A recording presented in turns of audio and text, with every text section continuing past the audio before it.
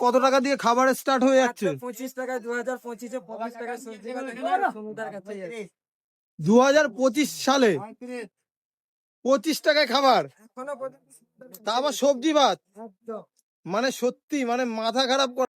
দুপুর 1:45 বাজে, তোমার দোকানে তো প্রচুর ভিড় হয়ে গেছে দেখতে পাচ্ছি। দেখো আমার দোকানে এরকমই সবসময় থাকে মা কালী আশীর্বাদ।